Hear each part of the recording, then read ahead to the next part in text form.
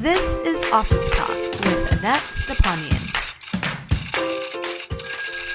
Hi everyone, it's Annette, and today's episode is all about leadership and how we can become better leaders both in business and in life.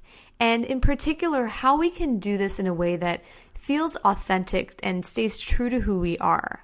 So I invited my good friend Monique Svazlian-Tallon on the show, and we're going to be talking about her work as an executive coaching and leadership trainer, as well as her new book, Leading Gracefully, A Woman's Guide to Confident, Authentic, and Effective Leadership. Now, to the guys in the audience, I know her book title says A Woman's Guide, but I really believe that the principles that she lays out in the book can be applicable both to men and to women. So listen up.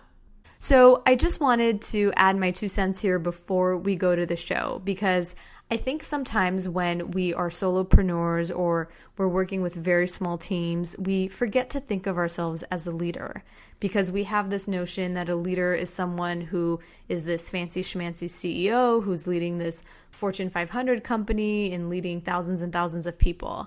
But I don't think it needs to be that way.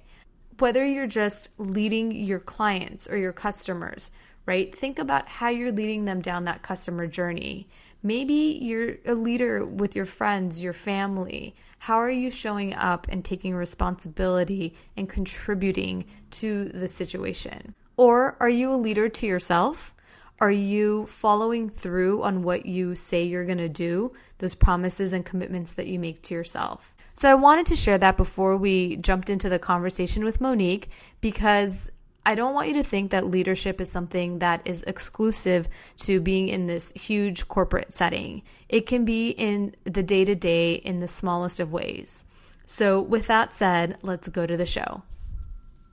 Hey everyone, I'm here today with Monique Tallon, who is the CEO of Highest Path Consulting and the author of Leading Gracefully, which is a woman's guide to confident, authentic, and effective leadership. Hey Monique, thank you so much for being here today. Hi Annette, it's so nice to be here. Thanks for having me. Of course. So you and I have been friends for a while. We kind of had a run-in where I actually were carpooling in San Francisco. Do you remember this? Yeah. I do. And we were driving down to a meeting, and we just had an amazing conversation about our stories and kind of our professional experience. And I think to the point where we ended up being really, really late because I think I got lost. I took the wrong freeway.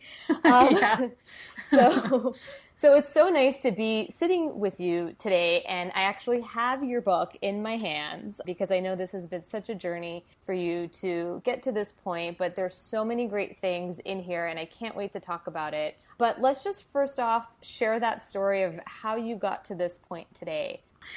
Well, it was quite a journey, I have to say. I started my career in the corporate world, and I was, pretty well off in my career. I was in my mid-20s, and I, had bought a condo in San Jose and was traveling around the country as a trade show manager and producing conferences for eBay. So I worked in Silicon Valley, which, we all know is very male-dominated. So I was sort of raised in that environment. And while I was working in tech, I, experienced all the challenges many women face in a male-dominated industry.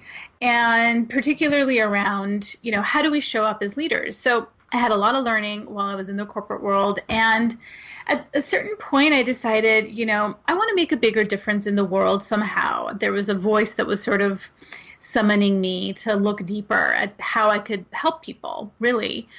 So I went on a journey to figure out what that was. And the day I found coaching was the day I knew that I had to change my career, because it was an amazing experience to work with people one-on-one in that way and help them make breakthroughs and help them see things from a different perspective and just help them be more aligned with their highest self, So I decided that I was going to switch it up, and I left the corporate world. I started my business in 2008, which is Highest Path Consulting. And it's really a, coaching business, a coaching and training business. I work with individuals and entrepreneurs, but also managers within organizations to help them develop leadership skills. And I love what I do, and I see that I make a difference every day, which makes me so excited to be doing what I'm doing. So that's how I ended up doing coaching and training and all that. And in the middle of that, I decided, hey, I need to write a book. So I did that too. And that's been a really fun project and a way to get my message out there as well. Okay. So with the book, I mean, the focus is clearly about developing authentic leadership skills. And so even though it says a woman's guide, I think this book really can resonate with male audiences as well. Absolutely. And so can you walk us through just the premise of the book? And I know you lay out a feminine leadership model in there, so I want to dive into all of that while I have you here today. Sure. So as a manager and as I sort of stepped into my own leadership, I really struggled with how do I show up authentically, but in an effective way. And, women have to navigate gender bias every day. And there's a lot of stereotypes that women have to deal with, like, being the nice girl, right? Or being too aggressive. So this sort of spectrum of being too masculine or too feminine is something that women struggle with all the time. And I struggled with it in my own career. And I saw a lot of women around me, kind of more on either side of the spectrum. And I decided, neither side is really effective. Either you're seen as an ice queen or you're seen as the nice girl who's, going to take the notes at the meetings and plan events and things like that.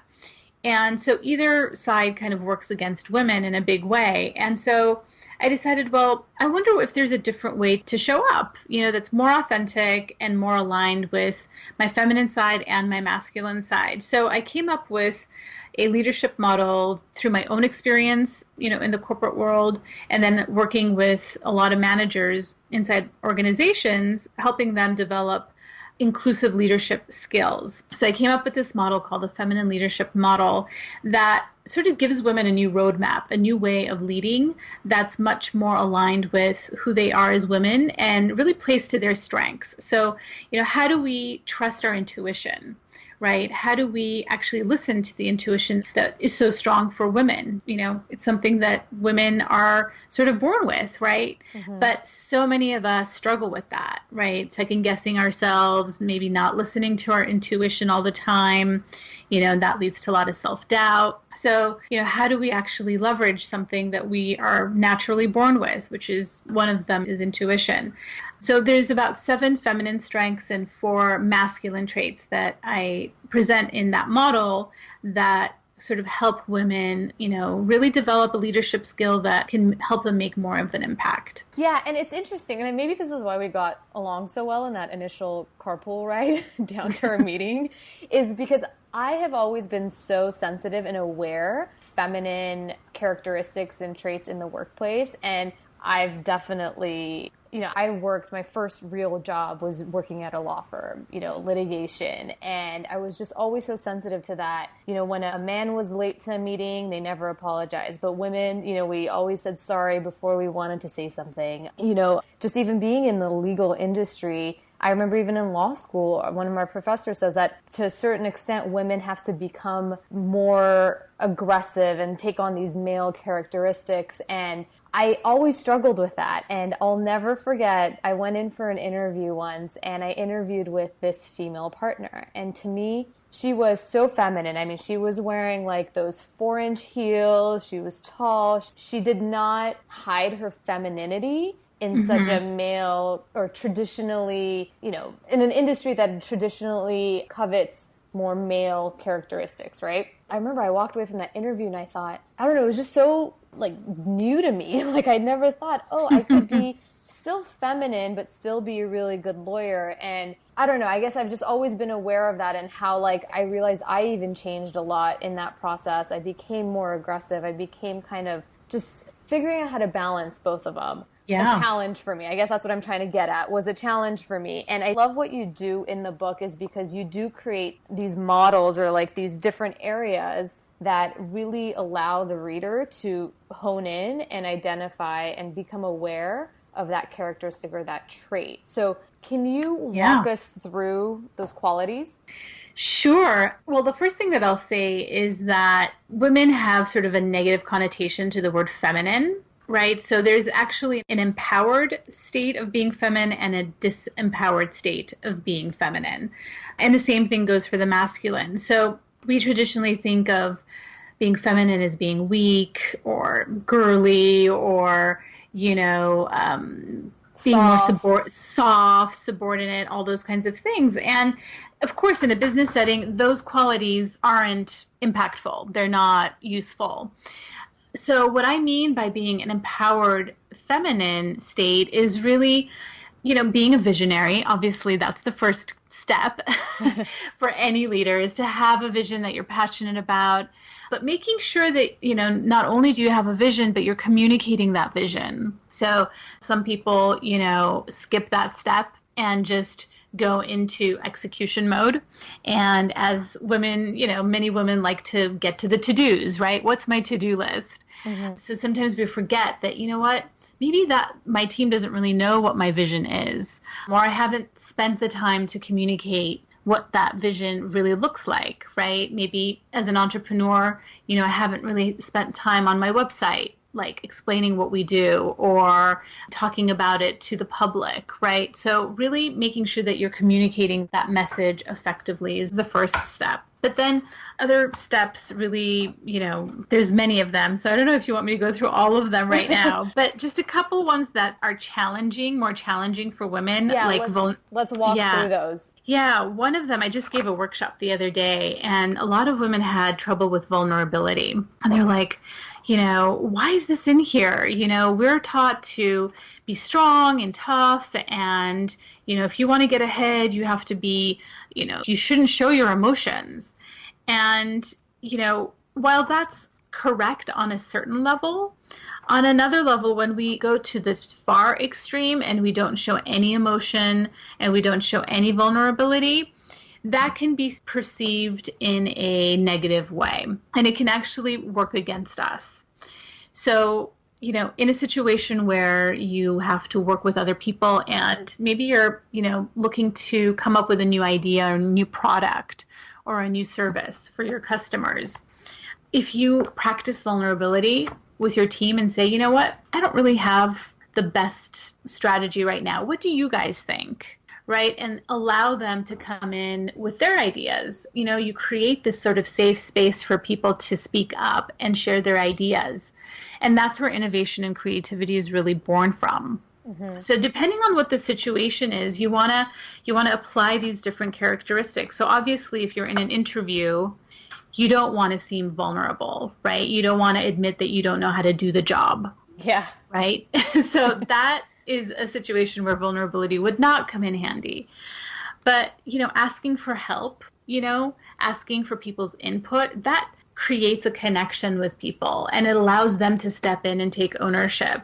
So if we want to really motivate people, make sure that we're getting the best out of them, practicing vulnerability is important. And that one can be really tough for women because we don't want to show any sign of weakness. Right? Yeah. It's like, that's not going to work. I want to seem like I have all the answers and I have the best idea. And, it's just always constantly trying to prove our value and prove our worth, which doesn't allow other people to jump in with their own ideas and to really work collaboratively. So vulnerability is a big one. Mm-hmm. Empathy is another one that I talk about. We're, again, kind of taught not to show our emotions, not to really, care about other people or where they're coming from. But that can actually, again, have a sort of a negative impact. So I talk about empathic communication, and it's a tool that I teach so many of my clients. And it's a way to give feedback in a constructive way without blaming or judging the other person. Mm-hmm. So if you, have a difficult client or a difficult, let's say, boss, and you're having issues with them and you need to give them feedback, how do you do it so that you don't come off, too aggressive? Mm-hmm. How do you open up the conversation so that, that person can really hear you. So that's a 4-step process that I lay out in my book to be able to have these sort of more constructive conversations with people using empathy. Yeah, and as a side note, I do want to say that one thing that really stood out about your book, outside of just like the material itself and the content that you present, is I love the different exercises that you had in there. And, whether it was like jotting notes or like just visualization exercises, and you kind of combined like science and hard data and research in there, along with kind of what I would call more, spiritual concepts. So I just thought it felt like a very holistic way in presenting this information. It wasn't super straight like science and data, and it wasn't super like, okay, let's talk about our chakras.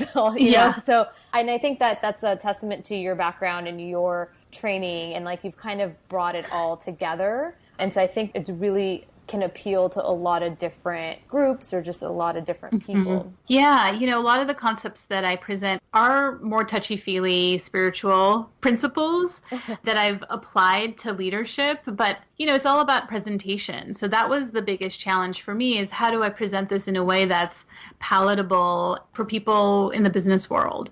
And I also wanted to create something that was really tangible, something that you can use right away and actually, sort of like a self-coaching guide, help you develop those skill sets, because there's so many books out there that, tell you to do this and that and don't do this, don't do that, but they don't actually tell you the how. Yeah. And, so many women's leadership books, are like that. And I just decided, I'm going to do something that somebody can pick up and actually use, and of course it takes more time to do those exercises, but, a lot of people don't have money to go and hire a coach, so I thought I'll bring coaching to the masses so that you can actually take this book and use it as a sort of a how-to guide. Well, you definitely accomplished that. So you have spoken a lot, you've worked with a lot of clients, you've done a lot of workshops. Do you find that, like, my impression is that like women would almost be really good at the more quote unquote like feminine traits, and like the masculine ones are the ones they really need to work on.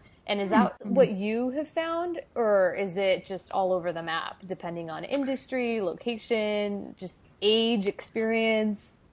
I think obviously like the feminine qualities come more naturally, but I think a lot of women have left that at home, right? They don't bring those qualities to the workplace because they've been taught and they've been told that you need to act a certain way to get ahead. So I think some women, can be on the too feminine side, right? So very humble, they don't speak up very much. They don't like to self-promote, those kinds of things. So again, that's the disempowered feminine, which again, doesn't help us in our career advancement. So it's really about finding balance. I see a lot of women who are like, I'm sorry, they're just bitchy. And, who wants to work for someone like that? Right? Yep. And it's funny that you mentioned that, because you talk about that in the book about how, I guess there was some sort of survey done and most women would rather work with a male than a female. Yes. And that was my experience. And it was so sad to me, being such a like pro-woman kind of perspective. I was like, wow, the people I hate working with are the women. But yeah. Yeah. Well, and it's because they're too much on the masculine side.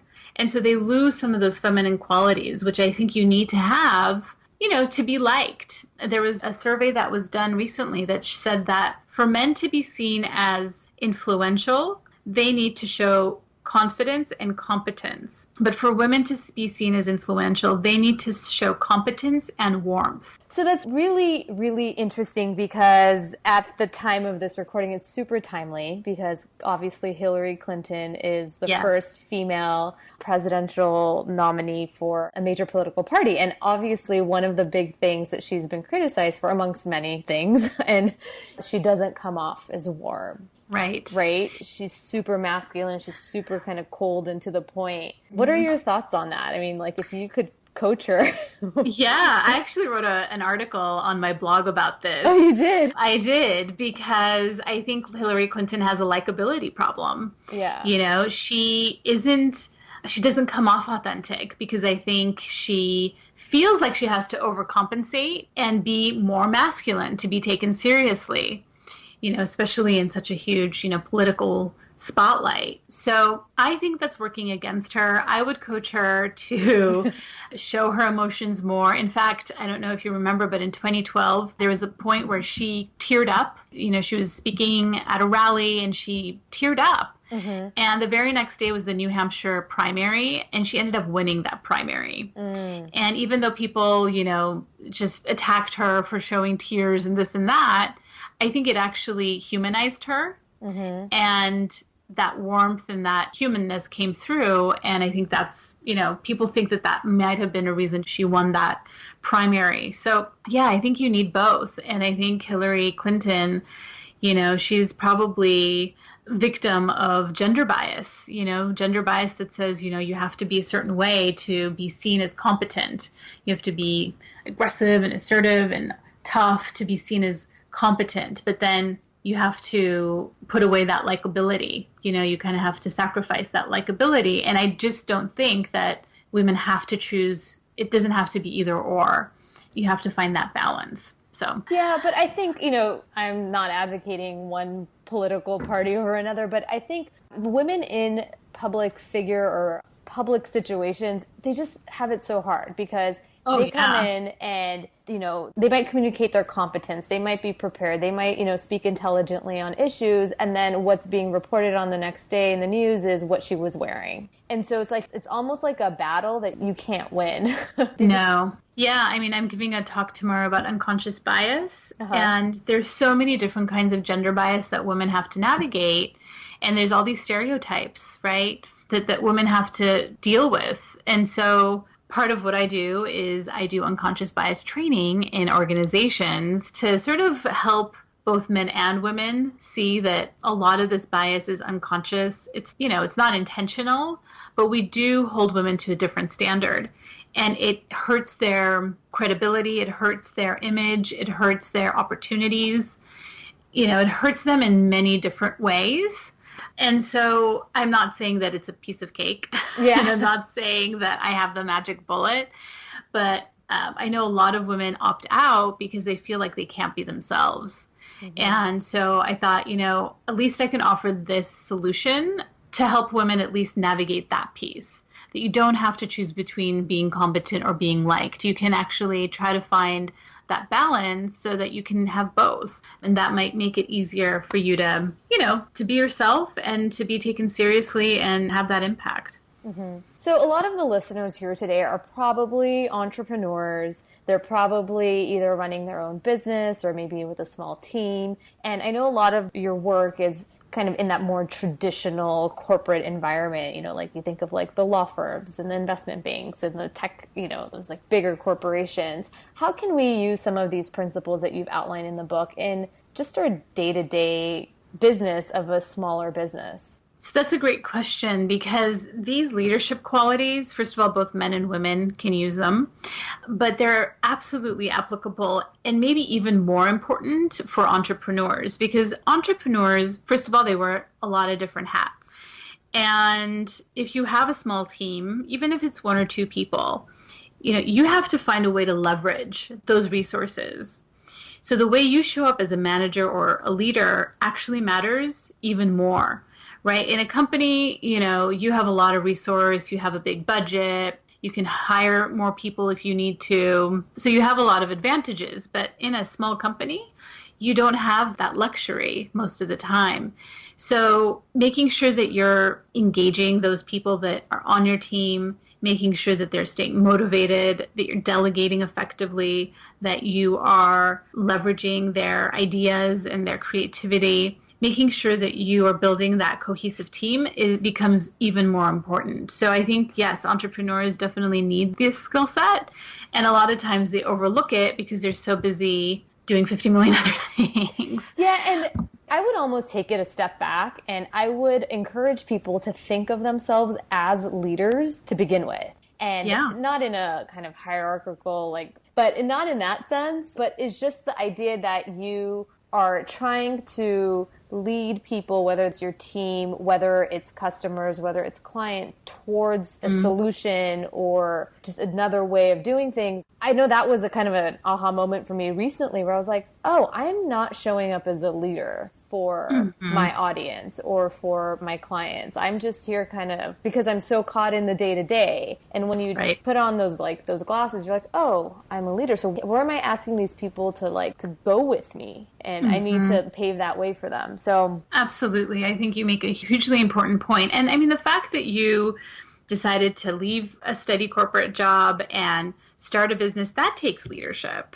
right? That takes initiative, taking a big risk and putting yourself out there. So yeah, you are showing up as a leader by just taking that step, but then you have to inspire people to follow you. You have to get people to follow your vision and all those things. And so it just becomes that much more important to take that step back and think about these skills.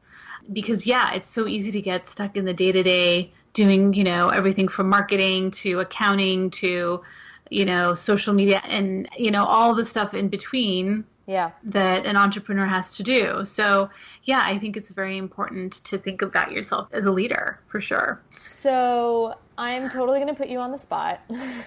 Okay. And so I'm going to ask you, out of the different qualities here that you have outlined, I do want to read them just so people who are listening know what we're talking about, but it's vision, vulnerability, care, intuition, empathy, collaboration, and humility. Okay? Of those qualities, which one do I excel in and which one can I improve in? And don't embarrass me too much. I love it. For you, I think you are highly empathic. I think you care about other people. I think you're always thinking about how to help people, how to be supportive, what you can offer that's going to help them get to the next level. I think you have an inner coach in you that makes you really good at what you do. I think the part that you could build on is trusting your intuition.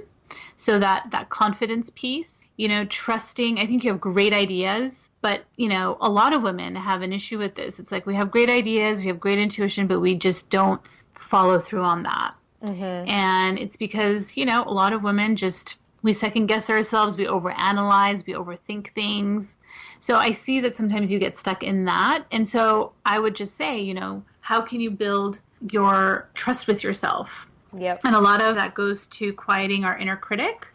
So some of the exercises that I have in my book are around how to turn down the volume on that inner judge, inner critic that's telling you that you're not good enough, or maybe this idea isn't good, and all those things, so that, that you're able to more easily follow your intuition. Yeah, I think you hit the nail on the head. And I think part of it is when you lack confidence in certain things, you tend to overanalyze. But when I'm also trained to overanalyze things, so it's about learning not to make always decisions with my head, but also just how it feels. And I love the exercises that you have in here about how to kind of quiet the mind and kind of feel your way through a question or an issue, which some may consider woo-woo, but I think there's definitely, it's just when you get that kind of like that, your stomach just doesn't feel right about a decision. You just get this gut feeling, and it's about learning how to listen to that more and give it its own credence. Just as much as you would okay, well, let me analyze this and the logic and let me look at the data, let me look at the numbers side of it. Yeah, and a lot about it is trusting your body, because your body is sending you signals all the time. So unfortunately, women have a negative relationship with their body. I know I do. I'm always trying to lose like 10, 15 pounds, right? Since the ninth grade, I feel like I've been, or no, the 10th grade, I'm like trying to lose the last like 10 pounds. Anyway. Yeah. So what ends up happening is you're constantly criticizing your body. You end up basically telling your body that it's not good enough, right? That you don't like it. Eventually, you stop trusting what your body is telling you. And, much easier to just rely on your mind. But your body has a wealth of information. It's sending you signals and emotions and telling you things all the time. So you have to take that step back and listen to what it's saying and develop a more positive relationship with your body, what I teach my clients to do. So there's definitely some great exercises in the book that help you do that. And I think it's one of the biggest challenges that women have, but one of the biggest gifts that we have as well that we aren't using quite as much as we should. So can you just quickly share, one way that women can just get into that accepting their body so that they can open up the channel for them to really listen? Yeah. So it's called the centering exercise. And if you want, I can lead you through it. It'll take maybe a minute to do it. Okay. I've got time. If the listeners got time, let's go for it. Awesome. Okay. So basically what you do is you start with wherever you're sitting, you just put both feet on the floor and you straighten your back and just imagine a string lifting you from the top of your head. So you kind of straighten out your back and then you kind of scan your body for any tension that you're holding in your body. So just kind of do a quick scan. And if you find any tension, maybe in your neck or in your jaw or in your stomach, just try to release that. And then you just take a deep breath. And you exhale, and then another deep breath, nice big belly breath. And on the exhale, just drop all of the energy from the top of your head all the way down through your legs and into the ground. And just feel your energy grounding all the way down, down, down, down, down. And then on the next deep breath, envision a bubble all around you, sort of encircling you on all sides, and see if it has any texture or color to it. And then try to expand that bubble about 5 feet outwards. And then expand the bubble to fill the room. And then on the next breath, think about a quality that you would like more of. So maybe it's peace, maybe it's calm, maybe it's joy. And invite that quality into your body and imagine what it feel like if you had 5 or 10% more of that quality in your body right now. And then when you're ready, open your eyes. How do you feel? Fun. That was fun. Yeah. What was it like for you? How do you feel? It was interesting, like letting go in the beginning. Like I was like, wow, I have tension in my cheeks and in my face. So just like even the little muscles in my face, I felt like I was holding on to tension. And then when you said like kind of invite that quality in, for me it was, more confidence and certainty. And the feeling was like feeling really strong and kind of athletic almost. So just awesome. Feeling stronger in my body. So that's cool. And that's something that people could just do sitting at their desk. Exactly. And it's so important to do that because most of the day we are dealing with some type of stress coming in, right? Maybe it's a stressful email or a stressful phone call or a stressful conversation. We're constantly being bombarded by stress. And so when your body is in a stressed out mode, it doesn't have access to a lot of its ability to think clearly, to think rationally. You lose access to a lot of your capacity. So it's really important to take that step back and to center and to ground so that we can make better decisions. We can have more access to what our body is telling us. We can have more access to our intuition, things like that. So I say, that this is a good exercise to do kind of like 4 or 5 times throughout the day and really like work out that muscle, like you're going to the gym and work that muscle so that when you are in a stressed out place, you can quickly get back to a centered state, so it becomes more of the norm rather than the exception. Even just the idea of breathing. Yeah. Filling your lungs in with air, I think has a very calming effect. So yes. I wanted to just quickly turn the topic a little bit to something that I know some of our readers would be interested in, and it's just the process of writing a book. I know, having been your friend, I know how hard it is to get your butt in that chair and it's a real commitment. Can you just share some of your experiences, maybe some challenges, some lessons learned about just the process of writing a book and getting it published? Yeah, so it is definitely a process, and I ended up self-publishing my book. So, when you self-publish, it's a whole other process than working with a publisher. But there were some reasons why I chose to self-publish. Mainly, I wanted to have full creative license over my work. I didn't want to have somebody dictate me what I could and could not write about. And I also wanted to be free to, use my work in any way that I wanted to. So self-publishing gives you a lot of freedom, and it also gives you more financial return because you're not sharing your profit with a publishing house. So that was my decision to go with the self-publishing route. The process of writing was not difficult for me. I guess I'm just lucky like that. Writing just comes easily to me. So the writing part wasn't the main challenge. The main challenge was figuring out all the rest of it. Like the legal stuff, how do you get that legal stuff?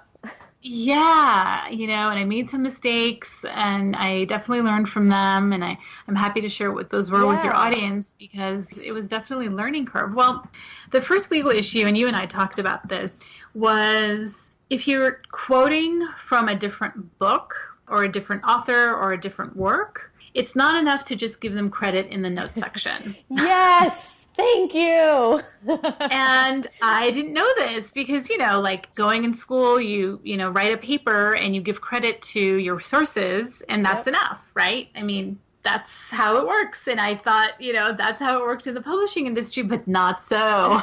You actually have to get permission from the author or the publisher before you use any source material from someone else. So the copyright holder, so that could be the author, that could be the publisher, it could be somebody else, but yeah. Yes, exactly.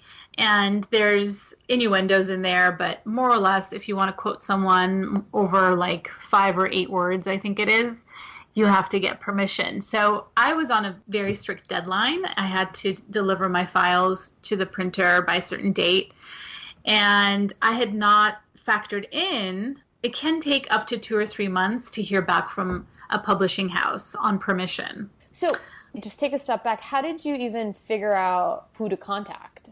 I just went to the publishers.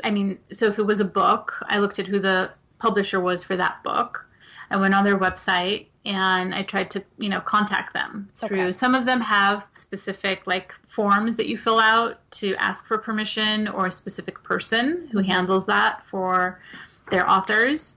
So this is a common, obviously common practice, but they get so many requests. Obviously publishers have many authors with many books that it can take up to 90 days to hear back. Okay. And so that's an important thing to know. So lesson learned, 1, you gotta get permission from the copyright holder if it's the work is protected by copyright. 2, leave enough room in your schedule, factor that in so that you have enough time to do that. Okay. So what else? Yes. And then the next one was, once you're done with writing the manuscript, you have to get it laid out. And I hired a designer to design the inside of my book. Mm-hmm. They format it, they lay it out, they make it look all pretty. So I hired this one woman, and it didn't end up working with her, so I went with someone else.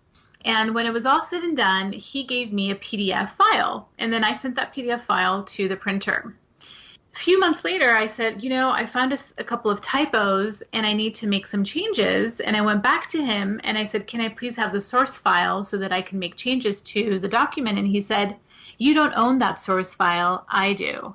So if you want changes made, you're going to have to hire me, and you're going to have to go through me. Oh, wow. And so I researched this, and you can confirm this. It turns out that a designer who works on your copyrighted material, they're only obligated to give you not the source file, but the final work, which is usually a PDF file. The source files that are done in InDesign or different software is their work. And so they hold the copyright over that. And if you want it, you're going to have to pay extra, like $2,000 extra.